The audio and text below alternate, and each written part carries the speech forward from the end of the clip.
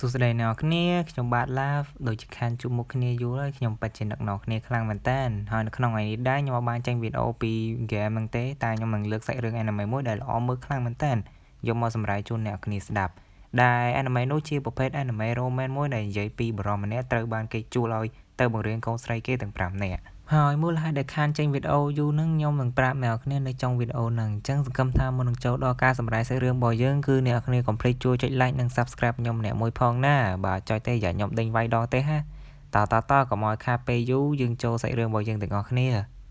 ាចាប់ផ្ដើមនៃសាច់រឿងមកគេបានបង្ហាញសិស្សប្រុសម្នាក់បានចេញពីកន្លែងដែលគេបានទិញអាហារថ្ងៃត្រង់គេគឺជាតួប្រុសរបស់យើងនឹងឯងដែលគាត់មានឈ្មោះថា Futaro នៅពេលដែលគេបានលើកម្ហូបរបស់គេដាក់លើតុដើម្បីញ៉ាំនោះស្រាប់តែមានសិស្សស្រីម្នាក់ទៀតបានមកញ៉ាំអាហារនៅទីនោះផងដែរគ្រប់គ្នាបានចោលកន្សែងភ្នែកទៅលើពួកគេទាំងឆ្ងល់ជាខ្លាំងព្រោះអប៉ែហ្នឹងមិនដែលមានអ្នកណាមកអង្គុយញ៉ាំជាមួយគេឡើយតួប្រុសក៏បានកត់សម្គាល់ផងដែរថាអូនសក់ក្រហមហ្នឹងមិនបានស្លៀកឯកសណ្ឋានរបស់សាលាឡើយពេលនោះដែរអូនស្រីម្នាក់ហ្នឹងក៏បាននិយាយឡើងថាគេគឺជាអ្នកដែលបានចាប់តុនេះបានមុនទេមានតុមួយទៀតដែរតែអញ្ចឹងលោកអាចអង្គុយនៅទីនោះបាន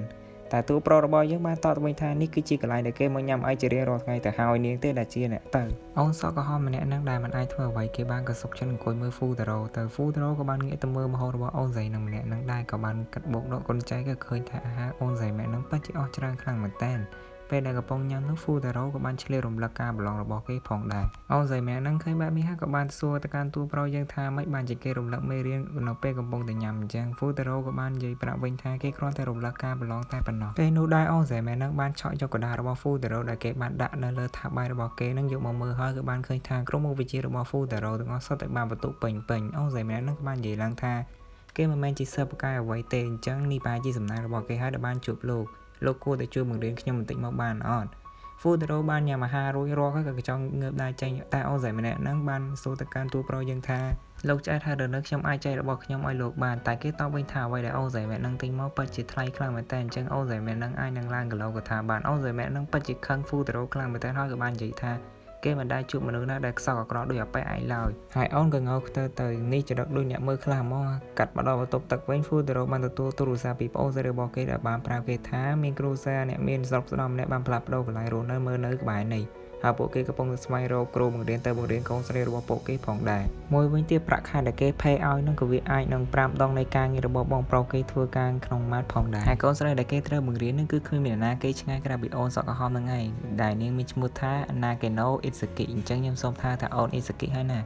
ាអូន Itsuki គឺជាសិស្សដែលត្រូវបានសាលាផ្ទេរឲ្យចូលថ្នាក់របស់ Futaro នឹងឯងតួប្រុសរបស់យើងមានការកេងជាខ្លាំងគេមិននឹកស្មានថាជាអូនស្រីម្នាក់នឹងទេចប់ប្រឯងទៅមេរៀនមួយគេអាលីអីនៅពេលដែលអូន Itsuki ដើរចូលកន្លែងអង្គុយនឹងតួប្រុសរបស់យើងបានលើកដៃសួរស្ដីទៅកាន់អូន Itsuki ផងដែរប៉ុន្តែគេមិនខ្វល់ពីគាត់ឡើយហើយក៏ដើរចូលទៅកន្លែងអង្គុយតុរបស់នាងទៅធ្វើឲ្យតួប្រុសរបស់យើងនឹងមានការកេងជាខ្លាំងសាច់រឿងបានកាប់មកដល់ម៉ោងបាយថ្ងៃត្រង់វិញ Futaro បានគិតថាកាលពីម្សិលមិញគេមិនបានធ្វើល្អទៅកាន់អូន Itsuki ទេអញ្ចឹងប្រសិនបើនាងបដិសេធគាត់គេអាចនឹងបាត់បង់ការងារជាគ្រូបង្រៀនរបស់នាងហើយដោយនេះគេត្រូវតែឲ្យនាងមានអារម្មណ៍ល្អទៅលើគាត់វិញហើយក៏បានសម័យឯណាបានเขาអាចជាព្រះរាជបុត្រទៅជួយព្រះនាងឯណា Oh my god ព្រះរាជបុត្របានមកជួយខ្ញុំហើយដល់ក៏ឲ្យប្រូនឹងគេគិតថាគេនឹងមានឯកបាក់ចកេះបដ ாய் អូន Itsuki ក៏បានចូលតុមាត់ភ័ក្ររបស់គេទៅហើយក៏បាននិយាយឌឺទៅ Futaro វិញថាខ្ញុំពិតជាសុំទោសខ្លាំងមែនតែតុនេះវាពេញបាត់ទៅហើយអាហ្នឹងឯងគេថាការកាត់វាមិនដូចជាការប៉ັດទេឃើញដែរ Futaro ឃើញដូចនេះហើយក៏បានដើរចាកចេញទៅតែក៏មានអូនសក់ខ្លីប៉ុកកាឈុំម្នាក់ទៀតបានហៅ Futaro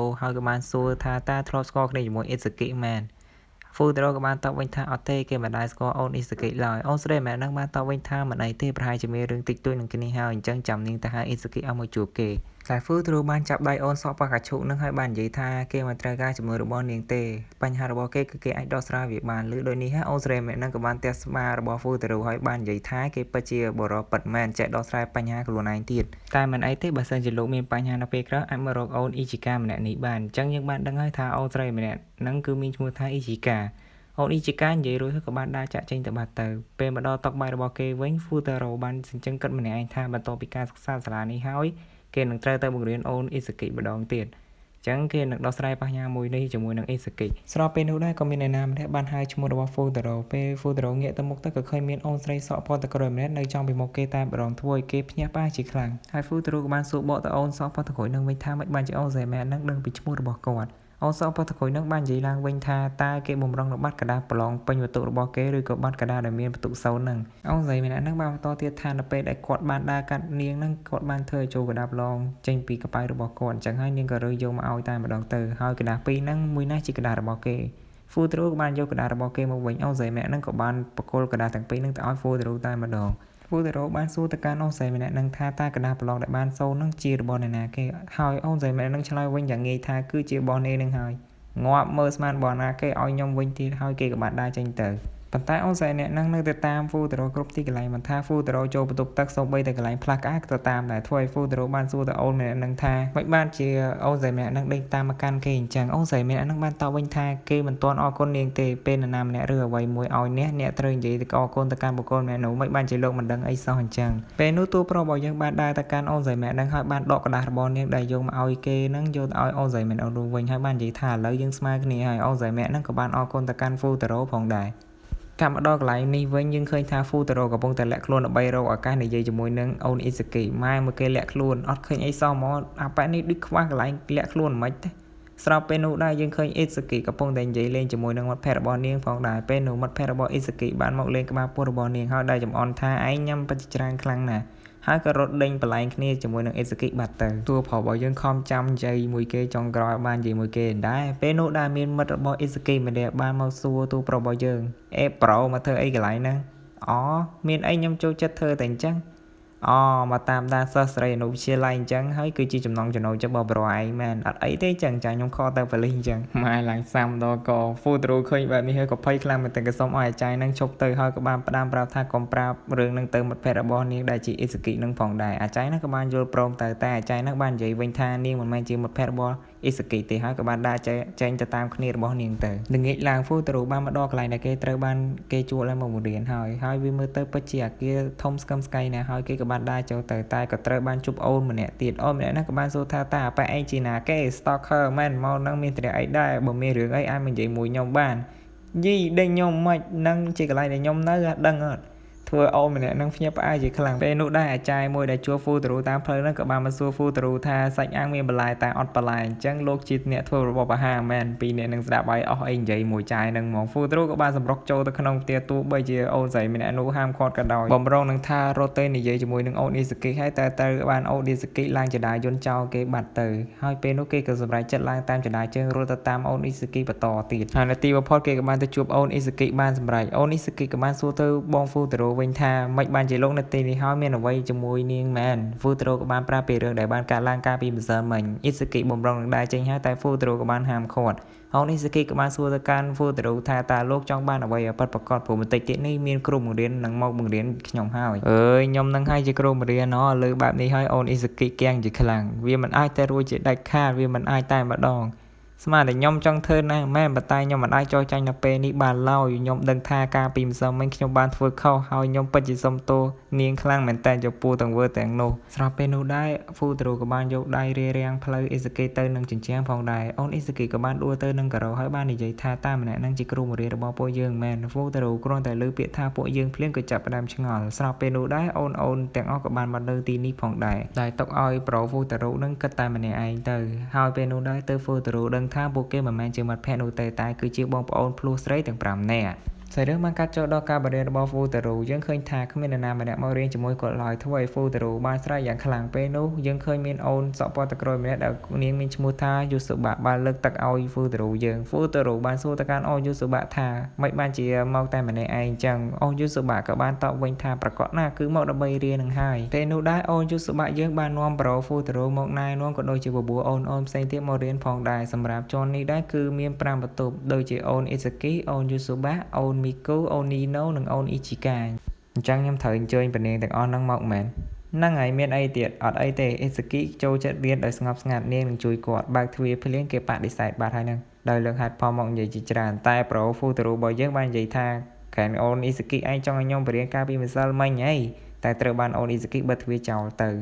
មកដល់បន្ទប់របស់អូនមីគូវិញយូសូបាបានប្រាប់ហ្វូតារូថាអូនមីគូពិតជាឆ្លាតខ្លាំងណាស់ប្រកាសជាអាចហៅបានតែជាចុងក្រោយក៏នៅតែ say no ដល់បន្ទប់បន្ទាប់គឺជីវិតរបស់អូនីណូម្ដងហ្វូតារូចង់គោះទ្វារមិនក៏អត់បើកឲ្យដែរប៉នាងម្នាក់ហ្នឹងគឺកាចខ្លាំងមែនទែនអូនីណូហ្នឹងគ្រាន់តែឃើញបែបនេះហើយប្រូហ្វូតារូរបស់យើងគឺបាក់តែម្ដងតែអូនយូសូបាបាននិយាយលើកទឹកចិត្តថាឥឡូវយើងនៅសល់អូនអ៊ីជីកាមួយទៀតដែរតាគ្រាន់តែនិយាយដល់ឈ្មោះអូនអ៊ីជីកាភ្លាមអូនយូសូបាអស់អីនិយាយហ្មងពេលបើកទ្វារចូលភ្លាមធ្វើឲ្យហ្វូតារូភ្ញាក់ផ្អើលជាខ្លាំងព្រមបន្ទប់របស់អូនអ៊ីជីកាសម្រាប់ឡើងពេញបន្ទប់ហ្នឹងហ្មងពេលនោះអូនអ៊ីជីកាក៏បានភ្ញាក់ឡើងហើយក៏បាននិយាយទៅកាន់ហ្វូតារូថានាងមិននឹកស្មានថាគេគឺជាគ្រូបង្រៀនរបស់នាងទេពេលនោះដែរប្រូហ្វូតារូរបស់យើងក៏បានទៅចាប់ដកភួយពីអ៊ីជីកាទាំងដែលគេហ្នឹងមិនទាន់បានស្លៀកអ្វីឡើយធ្វើឲ្យអប៉នាងងាកចេញឡើងលឿនក៏បានដាក់ចាក់ចេញពីបន្ទប់អូនអ៊ីជីកាទៅពេលដែលចាក់ចេញពីបន្ទប់របស់អូនអ៊ីជីកាហ្នឹងហ្វូតារូបានឃើញអូនមីគូមកសួរខ្លួនរកកៅអៅហាត់របស់នាងដែលបានបាត់តែហ្វូតារូបានបដិសេធថាគេមិនបានយកវាទេតែអូនមីគូនៅតែបានបញ្ជាក់ថាវាទើបនឹងបាត់មិញហ្នឹងទេបន្ទាប់ពីលោកបានចាក់ចេញពីបន្ទប់របស់នាងមើលទៅទឹកមុខទៅដឹងថាអប៉ែនឹងមានអារម្មណ៍មិនដែរប៉ុន្តែត្រូវបានអូនអ៊ីសាគីហៅចុះមកក្រោមព្រោះអូនបានធ្វើនំខុកគីជាច្រើនតែមិនបាច់ទេអាវនឹងគឺនៅលើខ្លួនអូនអ៊ីសាគីបាត់ទៅហើយនៅពេលដែលកំពុងញ៉ាំអីនោះហ្វូត្រូបានចាប់ផ្ដើមបង្រៀនផងដែរតែមិនមានអូ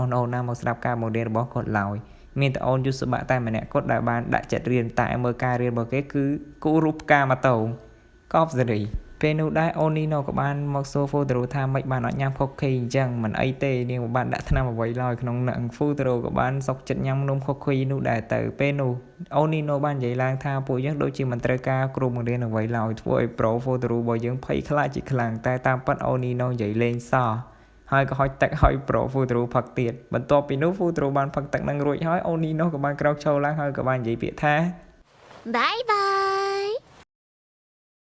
នៅពេលដែលប្រូហ្វូតារូយើងបានដឹងខ្លួនឡើងយើងឃើញមានតកងឡាម្នាក់បានដឹកហ្វូតារូទៅកាន់ផ្ទះរបស់គេវិញណអញថាម៉ែកុំឲ្យទុកចិត្តម្នាក់ហ្នឹងឲ្យសោះពេលនោះអូនអ៊ីសាគីក៏បានជួយចេញថ្លៃសហុយឡាននឹងផងដែរកំពុងតែនិយាយគ្នាជាមួយនឹងអូនអ៊ីសាគីសោកពេលនោះដែរប្អូនស្រីរបស់ហ្វូតារូក៏បានចេញមកទទួលហ្វូតារូដែរប្អូនស្រីរបស់ហ្វូតារូហ្នឹងគឺមានឈ្មោះថាអូនរីហាក៏បានស្វាគមន៍បងប្រុសរបស់ខ្លួនចូលមកកាន់ផ្ទះផងដែរតែពេលនោះអូនរីហាបានកន្លែងភ្នែកឃើញអូនអ៊ីសាគីហើយក៏សួរទៅបងប្រុសរបស់ខ្លួនថានឹងមិនមែនគឺជាសិស្សរបស់បងហ្វូតារូក៏បានទាញប្អូនស្រីរបស់គេឲ្យចូលផ្ទះវិញតែពេលនោះអូនរីហាបានអញ្ជើញអូនអ៊ីសាគីឲ្យចូលមកញ៉ាំអាហារពេលល្ងាចផងដែរព្រមទាំងបញ្ចេញកាយវិការខ្ជូរទៀតធ្វើឲ្យអូនអ៊ីសាគីទប់ចិត្តមិនជាប់ឡើយពេលចូលដល់ក្នុងផ្ទះទើបយើងដឹងថាគ្រួសាររបស់ហ្វូតារូមិនសូវជាធូរធារប្រហែលទេហ្វូតារូបាននិយាយឡើងថាតែនាងជាកូនអ្នកមានអញ្ចឹងអាចមកញ៉ាំអាហារអញ្ចឹងបានដែរមែនគ្រាន់តែលើបែបនេះហើយអូនរីហាក៏បានទៅដាក់បងគេមកថាទៅធ្វើឲ្យប៉ែនឹងអង្គុយចិត្តនឹងសោចទៅហ្វូតារូផងដែរពេលអូនរីហាបានសួរទៅកាន់បងខ្លួនថាមិនហើយតា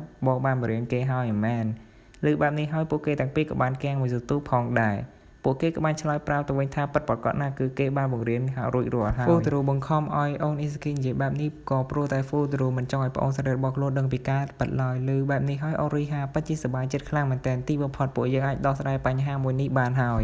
យបញ្ហានឹងដែរប្រហែលជាបញ្ហាលុយកាក់នឹងឯងអូនអ៊ីសាគីបានលើដូច្នេះហើយអូនក៏បានទម្លាក់ទឹកមុខចុះបន្តិចផងដែរនៅពេលដែលពួកគេបានញ៉ាំអាហារពេលល្ងាចរួចរាល់អស់ហើយអូននីហ្សាគីក៏បានអរគុណទៅកាន់អូនរីហាផងដែរពេលនោះដែរអូនរីហាសូមឲ្យអូននីហ្សាគីថាបើសិនជាអាចតើពួកយើងអាចញ៉ាំអាហារពេលល្ងាចជុំគ្នាម្ដងទៀតបានដែរឬទេលើបែបនេះហើយអូននីហ្សាគីក៏បានយល់ព្រមនឹងសំណើមួយនេះផងដែរមុនពេលចាក់ចេញទៅអូនអ៊ីសាគីក៏បាននិយាយឡើងថាបើសិនជាលោកចង់បង្រៀននៅផ្ទះនាងក៏បង្រៀនតាមតែចិត្តរបស់ខ្លួនទៅលើបែបនេះហើយហ្វូតារូពិតជាសប្បាយចិត្តខ្លាំងណាស់ហើយក៏បានទៅចាប់ស្មារបស់អូនអ៊ីសាគីហើយនិយាយថាគេពិតជាអរគុណទៅកាន់អូននីហ្សាគីខ្លាំងមែនទែនហើយគេនឹងរៀបចំខ្លួនទៅថ្ងៃស្អែកម្ដងទៀតបបួល4នាក់ទៀតឲ្យរៀនមួយក៏តទៅបានហើយអេពីសូតរបស់យើងក៏មានតែប៉ុណ្្នឹងឯងមូលហេតុដែលខ្ញុំឈប់ធ្វើ YouTube នោះមិនមែនខ្ញុំចង់ឈប់ធ្វើទេតែអ្នកនរដឹងស្រាប់ហើយ Blog Fruit បានបន្តការអាប់ដេតជាច្រើនលើកជាច្រើនសារក្នុងរយៈពេលឆ្នាំ2025-26ហ្នឹងនៅពេលដែលគេអាប់ដេតម្ដងសម្រាប់ទូរស័ព្ទខ្ញុំប្រើរងថ្ងៃនេះគឺពិបាកលេងខ្លាំងមែនទែនគាំងក៏គាំងហើយលេកក៏លេកទៀតBlog Fruit ពីមុនឲ្យមួយឥឡូវគឺវាខុសគ្នាឆ្ងាយណាស់ខ្ញុំក៏បានដឹងដែរថា game ក៏ត្រូវការអាប់ដេតដែរប៉ុន្តែនៅពេលដែលគេតម្លាក់អាប់ដេតម្ដងគេតែងតែដាក់របស់លេងថ្មី map ក៏ថ្មីជាពិសេស skill effect ហ្នឹងមកហើយនេះហើយគឺជាកត្តាដែលខ្ញុំពិបាកធ្វើវីដេអូខ្លាំងមែនតើបើសិនជាខ្ញុំលេងបណ្ដា record វីដេអូបណ្ដាប្រហែលជាទូរស័ព្ទខ្ញុំអាចនឹងខ្ទេចផងក៏មិនដឹងហើយហ្នឹងហើយគឺជាកត្តាដែលខ្ញុំជប់ធ្វើវីដេអូ game មកសម្រាប់ anime ឲ្យអ្នកគ្នាស្ដាប់វិញចឹងសង្ឃឹមថាអ្នកគ្នាយល់ហើយគិតមិនដែរចំពោះការសម្រាយសាច់រឿងមួយហ្នឹង ចឹងអ្នកគ្នា complete comment នៅខាងក្រោមឲ្យខ្ញុំម្នាក់មួយផងចាខ្ញុំចូលទៅអានព្រោះខ្ញុំចង់ដឹងពី comment របស់អ្នកគ្នាផងដែរសម្រាប់វីដេអូនេះដែរក៏មានតែប៉ុណ្្នឹងឯងចឹងជួបគ្នានៅវីដេអូក្រោយណាជូនពរឲ្យអ្នកគ្នាសំណាងល្អបាយ